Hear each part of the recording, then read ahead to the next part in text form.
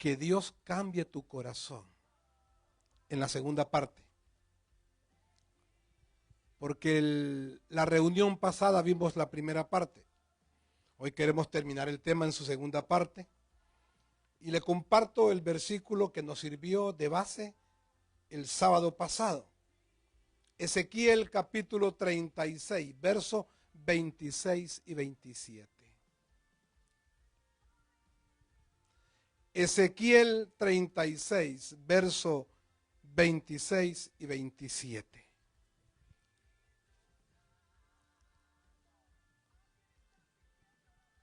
Dice el verso 26, os daré corazón nuevo.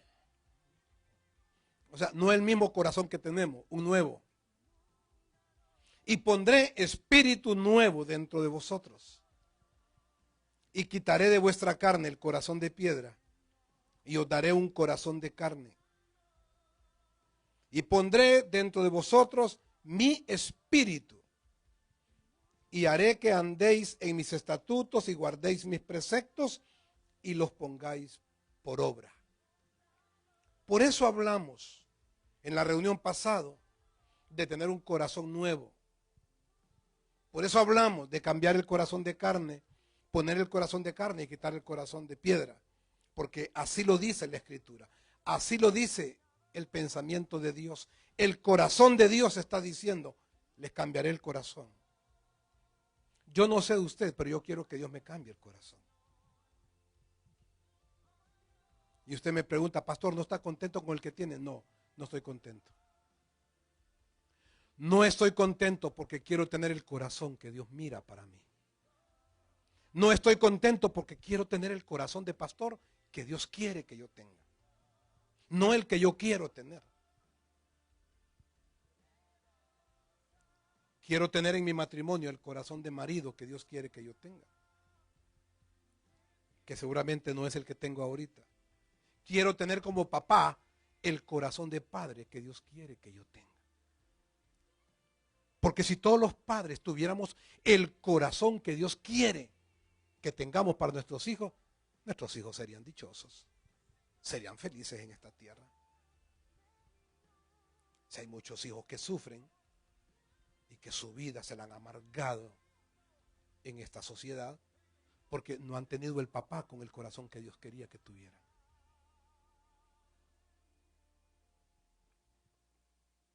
¿Qué hacer para que Dios cambie radicalmente nuestro corazón? Y el sábado pasado mencionábamos algunos puntos, solo se los voy a mencionar. El sábado pasado dijimos que para que Dios cambie nuestro corazón, entonces teníamos que hacer esto. Evaluémonos y sintamos pesar y dolor en nuestro corazón. El primer paso para poder cambiar algo es evaluar. Es evaluar. Y luego sentir pesar. Sentir dolor por aquellas cosas que hemos hecho mal. Aquellas cosas donde nos hemos equivocado. Y había una base bíblica. ¿Se acuerda que el rey David sintió dolor, sintió pesar? No una vez, 2, 3 y 4 veces que él se equivocó, le dolió en el corazón, le pesó mucho. El problema no es que no nos equivoquemos.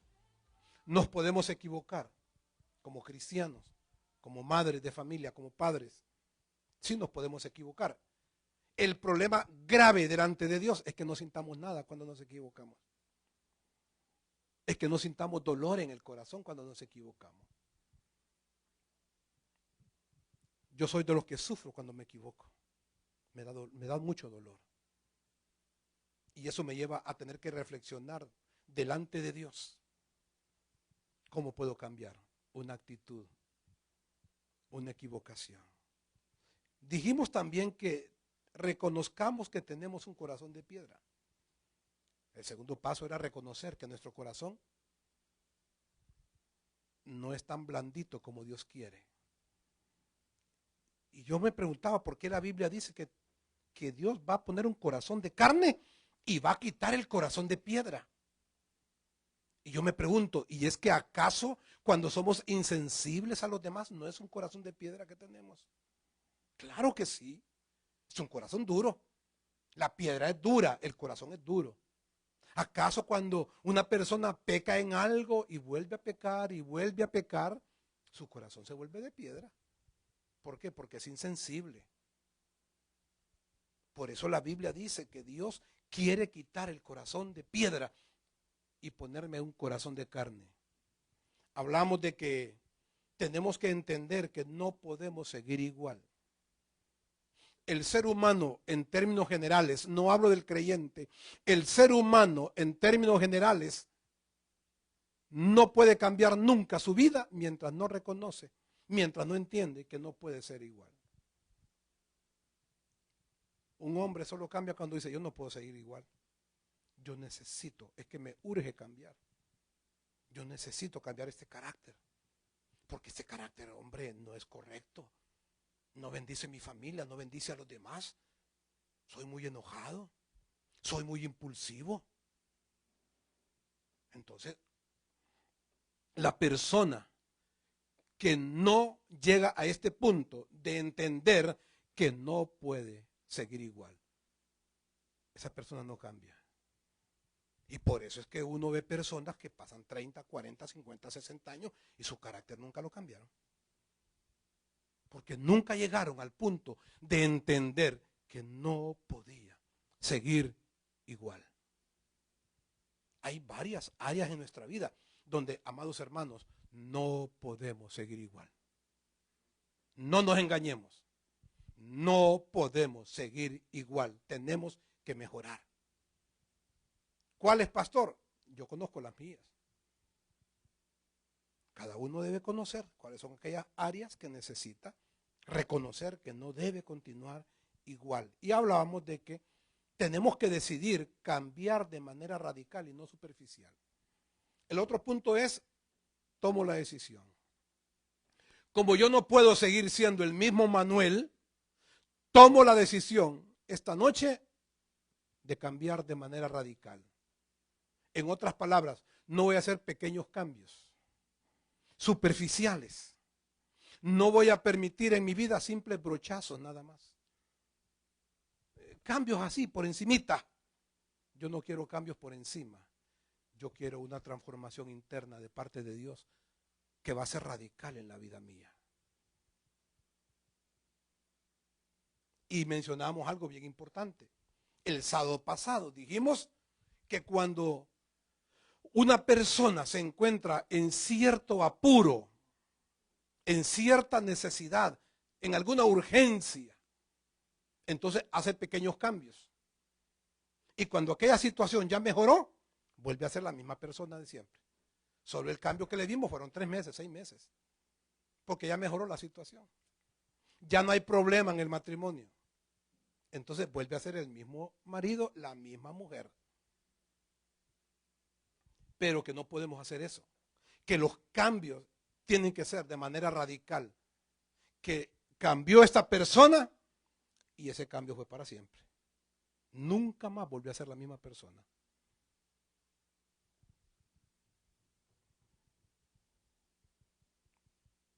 Continuemos entonces con la segunda parte. En la segunda parte tenemos este elemento. Decidamos ignorar el actuar de los demás. Si queremos que Dios cambie nuestro corazón, tenemos que tomar la decisión de ignorar el actuar de los demás. ¿Por qué dice eso, pastor? Porque muchas personas no cambian porque están viendo a los demás. Hay personas que no cambian su vida porque siempre están poniendo los ojos en los errores, las equivocaciones que los demás están cometiendo. Por eso el consejo es, decidamos ignorar el actuar de los demás.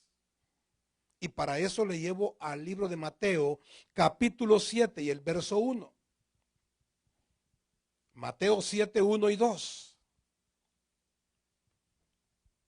No juzguéis para que no seáis juzgados, porque con el juicio con que juzgáis, seréis juzgados, y con la medida con que medís, os será medido. Y mire, si hay alguien en la vida, mientras estuvo en la tierra, que aprendió a ignorar a los demás y a no juzgarlos, fue Jesucristo. Jesucristo tuvo que aprender esto.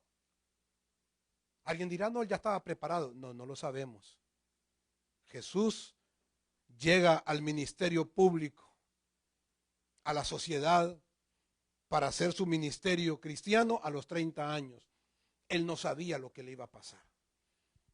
Y en esos poquitos años de ministerio, solo fueron 3 años, tuvo las críticas más terribles de los fariseos, de los escribas y los publicanos.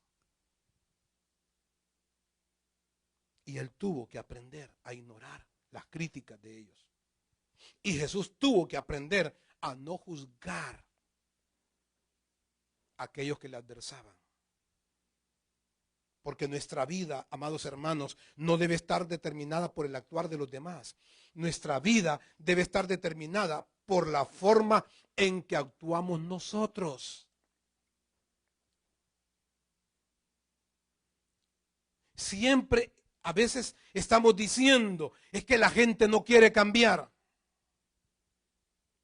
Cambiemos nosotros sin estar viendo si los demás cambian. Yo no puedo perder el tiempo esperando a que otro cambie. Le pueden pasar 20 años y nunca va a cambiar de seguro. Yo debo estar enfocado en lo que yo puedo cambiar y lo que yo debo de cambiar. Yo no puedo estar enfocado en el compromiso de otros para con Dios, porque esa es cosa de ellos. Yo debo estar enfocado en mi compromiso delante de Dios. Los cambios que usted necesita hacer en su vida no deben estar sujetos, supeditados ni condicionados a los cambios que hagan los demás. Usted no puede depender de los cambios de los demás para hacer sus propios cambios.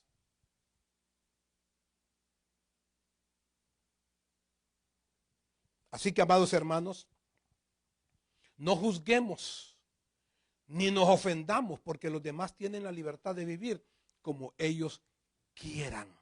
Pero usted y yo sí tenemos la obligación de cambiar. No juzgue a nadie, ni de su familia, ni de la iglesia, ni de otra iglesia, ni la gente que no conoce de Dios. No lo juzguemos. ¿Por qué?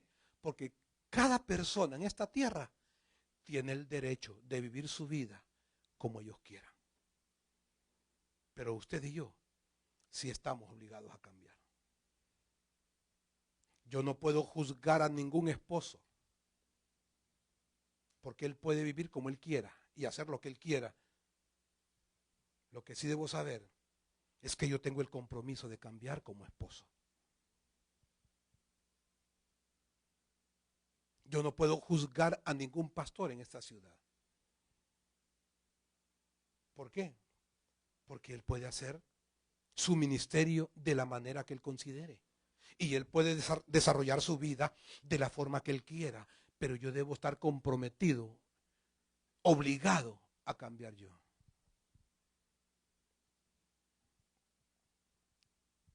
Otro punto. Decidamos actuar con misericordia ante los demás. Si queremos que Dios cambie nuestro corazón, vamos a tener que actuar con misericordia y con compasión. Estoy seguro. ¿Por qué? Porque si usted me ve a mí que estoy actuando con legalismo, con grosería, con maldad, con daño hacia otros, lo primero que usted va a decir es, ¿y cómo es que Dios va a cambiar el corazón del pastor Manuel?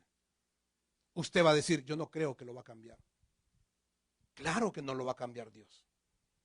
Porque yo tengo que decidir actuar con misericordia para con los demás. En el libro de Mateo, capítulo 10, verso 8.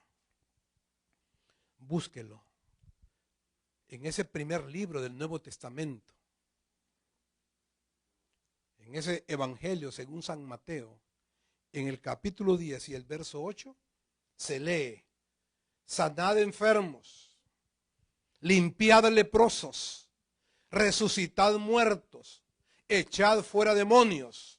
Y termina diciendo: de gracia recibisteis, dad de gracia.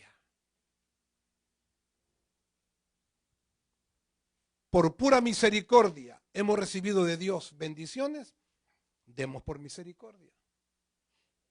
De gracia.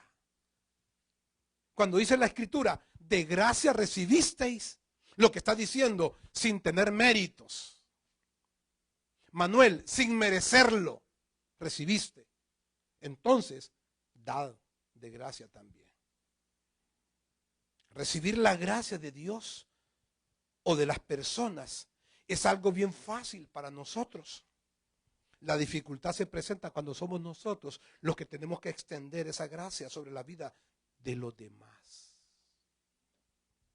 Se lo repito, es bien fácil recibir la misericordia de Dios. Para mí es bien fácil recibir la gracia de las personas. El problema no está ahí. El problema es cuando soy yo que tengo que extender la misericordia y la gracia hacia otras personas. ¿Por qué digo esto? Porque muchas veces pensamos que las personas ni merecen que tengamos misericordia con ellas. ¿De eso se trata entonces? Si es que ni merece y se ha portado mal, sí, por eso. Por eso merece misericordia, porque la misericordia es eso. La misericordia es favor inmerecido de Dios para con las personas. La misericordia es que yo no merezco algo de usted. Y usted me edifica y me bendice. Ahora, si yo lo mereciera, eso ya no es misericordia. Eso no es misericordia. Eso se llamaría justicia. Pero misericordia es que alguien no merezca algo, pero usted extiende su gracia con esa persona. Y eso se da mucho en la familia. Cometemos el error de extender la misericordia con aquellos que se portan muy bien, que nos aprecian, que estamos bien. Pero con aquel que a usted le hace algo malo, ya como que cuesta tener misericordia. Como que cuesta extender la gracia de Dios. Pues es ahí, sobre esa persona, que tiene verdadero valor lo que usted haga. Porque hacerlo con la gente que se porta de maravilla con nosotros es fácil, es bonito, da gusto. Pero hacerlo con aquel que se ha portado mal con usted, que le ha hecho una mala pasada, que le ha ofendido mucho. Extender la misericordia con una persona que a usted le ha criticado exageradamente, eso no es fácil. Pero hay que hacerlo. Hermanos, sin condiciones. Porque la misericordia no pone condiciones. Sin condiciones. Derramando una verdadera gracia sin reparar en cualquier cosa que hayan hecho los demás.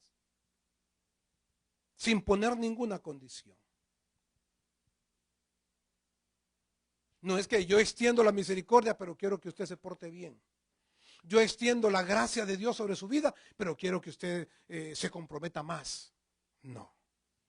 La gracia del Señor no pone condiciones. Solo la damos y punto. Y ahí dejamos que pasen las cosas.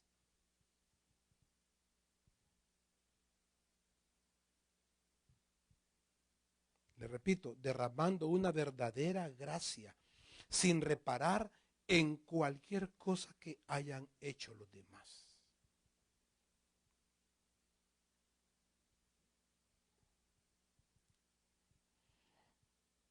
Y otro elemento, decidamos hacer acciones en lo práctico. Si queremos que Dios cambie nuestro corazón, no podemos quedarnos únicamente en el campo de la teoría solamente. Necesitamos hacer acciones. Necesitamos hacer cosas prácticas. Hagamos acciones, hermanos, que van a bendecir y que van a edificar la vida de los demás. Queremos que Dios cambie nuestro corazón, tenemos que hacer cosas por la gente. Dios no va a cambiar mi corazón leyendo la Biblia en el apartamento, en la casa. Dios no va a cambiar mi corazón si estoy ayunando solamente, orando solamente, leyendo la Biblia nada más, pero sin hacer algo por la gente. Necesito hacer acciones prácticas por las personas.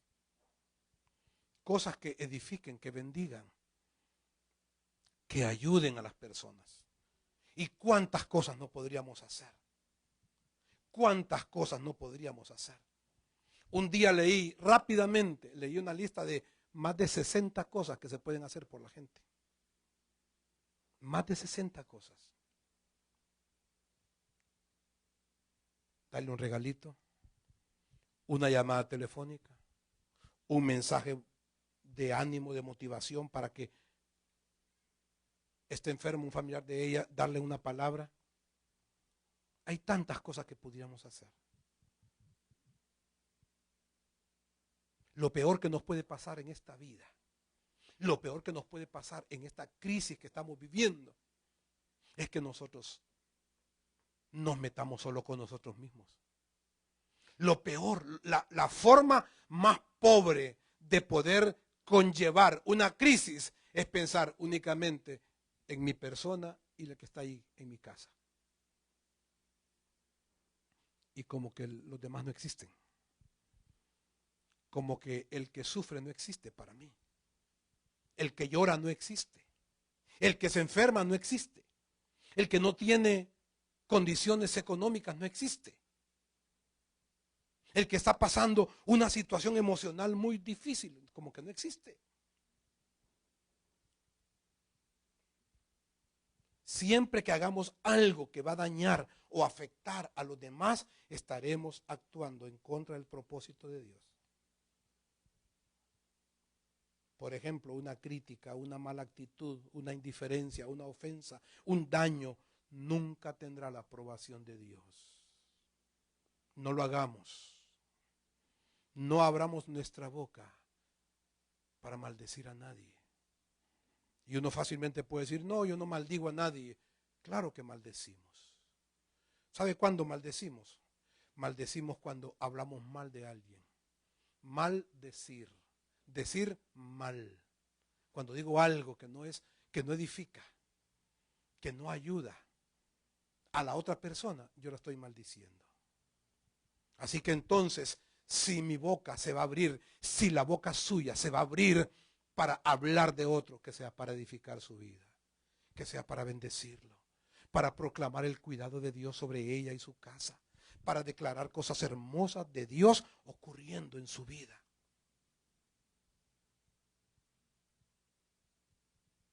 Necesitamos estar en paz con los demás,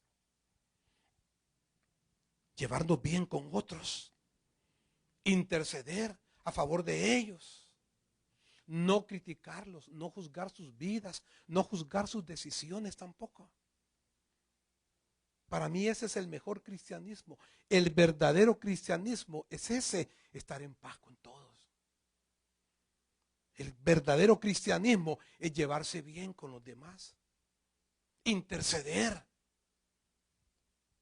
Yo le aseguro que si en lugar de estar tanto tiempo intercediendo solo por nosotros, por nuestros hijos, por nuestra casa, nosotros nos olvidamos de nosotros y abrimos la boca para interceder por otros que no viven con nosotros, seguramente Dios con mayor rapidez va a suplir nuestra propia necesidad, porque Él está viendo que nosotros estamos abriendo nuestra boca para orar por los demás.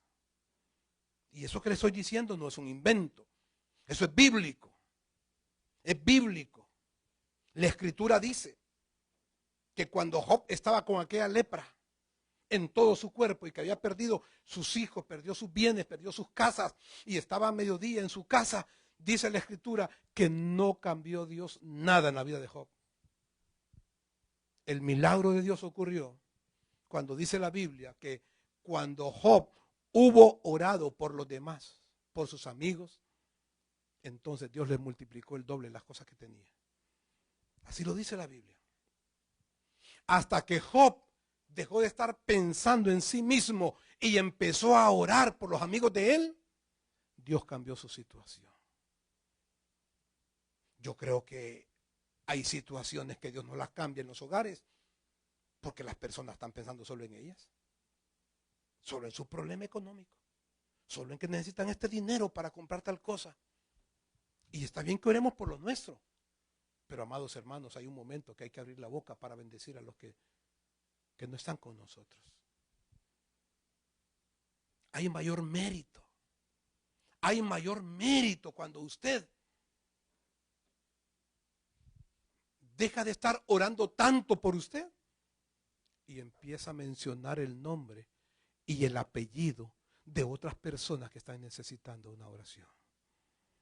Cuando usted hace eso, usted toca el corazón de Dios. Y Dios va a cambiar su situación y le va a bendecir a usted. ¿Por qué, pastor? Porque Dios estará viendo el corazón suyo. Y dice, mi hijo, dice el Señor, mi hijo está con problemas, pero no está pensando en los problemas de él. Está orando y está intercediendo por otra gente que necesita. Dios estará viendo ese corazón suyo.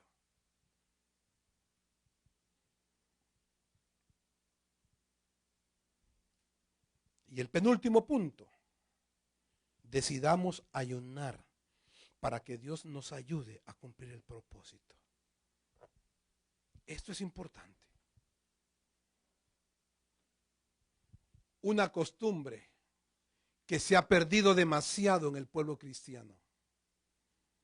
La mayoría de los cristianos les cuesta someter su cuerpo físico para provocar un ayuno en su vida de manera semanal o de manera mensual o de manera indeterminada. Pero es importante, porque si leemos en ese pasaje bíblico de Mateo capítulo 17, verso 14 al 21, dice ese pasaje bíblico: cuando llegaron al gentío, vino a él un hombre que se arrodilló delante de él diciendo: Señor, ten misericordia de mi hijo, que es lunático y padece muchísimo, porque muchas veces cae en el fuego y muchas veces en el agua. Y lo he traído a tus discípulos, pero no han podido sanar. Respondiendo Jesús les dijo: oh generación incrédula y perversa, ¿hasta cuándo he de estar con vosotros? ¿Hasta cuándo os he de soportar? Traédmelo acá. Y reprendió Jesús al demonio, el cual salió del muchacho, y éste quedó sano desde aquella hora. Viniendo entonces los discípulos a Jesús aparte, dijeron: ¿por qué nosotros no pudimos echarlo fuera? Jesús les dijo: por vuestra poca fe. Porque de cierto os digo que si tuvierais fe como un grano de mostaza, diréis a este monte: pásate de aquí para allá, y se pasará, y nada os será imposible. Pero este género no sale sino, como dice, con oración y ayuno. Usted se imagina la frustración de los discípulos de Jesús. Un señor les trae un muchacho de 9 años, 10 años, que se tira al fuego, que se hace daño, que es lunático, dice la Biblia. Y los discípulos de Jesús están ahí reprendiendo. El espíritu del enemigo, están reprendiendo media hora, 1 hora, 2 horas, hasta que se cansaron y no pudieron hacer nada. Y se lo presentan a Jesús. Y el papá del niño le dice a Jesús: Señor, le dice, mi hijo es lunático, muchas veces cae en el agua y muchas veces en el fuego, le dice. Y lo he traído a tus discípulos, pero ellos no han podido. Y Jesús reprendió en segundos a aquel. Pero yo me imagino que los discípulos de Jesús, créalo, estaban frustrados, estaban apenados, porque habían pasado horas reprendiendo y no lograron hacer nada. Y entonces estos discípulos, con toda la frustración, tristes, apenados con Jesús, le preguntan: Señor, ¿por qué tú reprendiste el demonio en menos de 1 minuto y quedó libre el muchacho? Y nosotros horas que estuvimos ahí no pudimos hacer nada. Estaban ellos apenados. Y Jesús les dice que, les menciona que es por vuestra poca fe. Y termina el versículo 21. Pero este género no sale sino con oración y ayuno. Algunos escritores han dicho que este género se está refiriendo a la poca fe, a la fe. Otros dicen que no, que cuando Jesús dijo, este género no sale sino con oración y con ayuno, se estaba refiriendo al demonio, al espíritu maligno que había reprendido. Pero cuando yo le digo que necesitamos ayunar para que Dios nos ayude a cumplir el propósito, es porque no es un cambio en nuestra carne o nuestra fuerza, es algo espiritual. Cuando le decimos a Dios, Señor, queremos que tú cambies nuestro corazón, no podemos hacerlo de manera natural. Necesitamos oración, necesitamos ayuno, porque es algo bien espiritual. Debemos orar también y ayunar porque hay áreas en nuestra vida, hay ataduras, hay fortalezas, hay debilidades, hay pecados, hay situaciones y problemas tan fuertes y tan difíciles que necesitamos acompañarles con ayuno. Hay muchas cosas en la vida de un creyente que necesita un ayuno de manera constante. Enfermedades crónicas, ataduras familiares, situaciones difíciles en un matrimonio, cosas difíciles en la vida de los hijos. Por favor, ocupamos horas, ayuno. El problema es que nosotros somos bien conformistas y nos conformamos con orar nada más.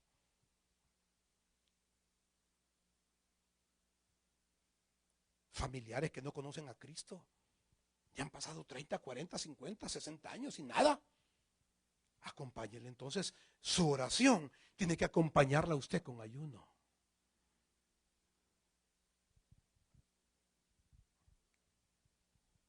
Debemos orar, porque sin lugar a dudas habrá oposición personal, habrá oposición de otras personas y habrá una oposición del enemigo de nuestras almas también. Por eso tenemos que orar. Porque cuando le decimos al Señor, Señor, cambia mi corazón, vamos a encontrar oposición. La primera oposición que va a haber es la mía. Es la mía. Me va a costar algunas cosas. Luego habrá una oposición del enemigo. El diablo no quiere que yo cambie mi corazón. El diablo va a estar súper contento si me mira con el corazón de piedra. Y que Dios no me ponga el corazón de carne. Y el último punto. Llevemos un recuento de los días en sanidad hasta que se haga un hábito en nuestra vida. Le repito, llevemos un recuento de todos los días que llevamos en sanidad hasta que se haga un hábito en nuestra vida. ¿De qué le estoy hablando? Le estoy diciendo que si lo que queremos cambiar es un área de nuestro carácter, que usted es muy enojado, la persona es muy enojada y en ese enojo actúa mal, reacciona mal, responde mal, afecta a los de su casa o a otras personas, entonces usted se hace el propósito de que va a cambiar su carácter y dice, lo voy a hacer día a día. Y empiezo el día de mañana domingo. Y usted miró que pasó todo el domingo y usted su carácter anduvo muy bonito, muy precioso. Ok, el día lunes ya son 2 días. El día martes ya llevo 3 días, dice usted.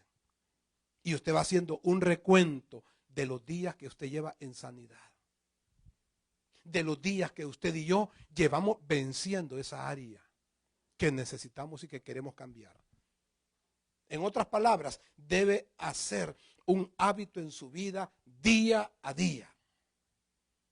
Día a día.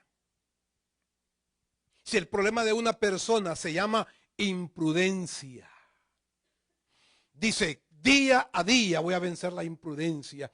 Y yo mañana, usted pasó todo el día y no cometió ningún error, en esa imprudencia suya. Luego pasado mañana ya lleva 2 días, luego 3 días, 4 días. ¿Y qué quiero decirle? Que eso va a hacer que usted y yo nos convirtamos en un hombre o una mujer victoriosa cada día. Alguien dijo, para que tu corazón se acostumbre a vivir en sanidad y santidad, debes ejercitarte durante 66 días. Para que tu corazón se acostumbre a vivir en sanidad y santidad, debes ejercitarte durante 66 días. ¿Qué significa? Que si hay áreas que yo debo de cambiar, que me traicionan, que me afectan en mi cristianismo o en mi relación con los demás, yo debo de día a día hacerme el propósito de vencer eso. Y ya llevo 3 días, y luego 5, luego 10, 20, 30. Si yo logro llegar a estos 66 días, a 3 meses, quiere decir que eso ya se hizo un hábito en mi vida. Y que ya fácilmente no voy a volver a recaer en esa equivocación, en ese pecado, en esa debilidad que le estoy poniendo al Señor. Usted me pregunta, pastor, ¿lo ha hecho usted? Sí, lo he hecho. Yo lo hice hace muchos años. Una área débil en mi vida, yo traté de vencerla día a día. Y para mí era una alegría saber que había llegado una semana y que yo había actuado muy bien. Otra semana, otra semana, otra semana. Y luego, aquello se convirtió ya en un hábito. Pero para poder cambiar eso, yo tuve que sentirme inconforme. Yo tuve que sentirme insatisfecho con algo de mi propia vida. La persona que no se siente inconforme, la persona que está cómoda con ese error, con esa área débil que tiene, no lo va a cambiar. No lo va a cambiar. ¿Por qué no lo va a cambiar? Porque está a gusto. Solo cambiamos cuando nos cansamos de algo. Una persona que tiene un problema de adicción, de algún vicio, solamente lo va a cambiar el día que se canse de estar haciendo eso. El día que dice, ya no, ya llegué al tope. Ya no. Hasta ahí es que tiene posibilidad de cambiarlo. Pero mientras está en el pecado, mientras está en el hábito dañino, no va a cambiar nunca. El ser humano cambia cuando se siente insatisfecho, cuando no está a gusto con algo de su vida.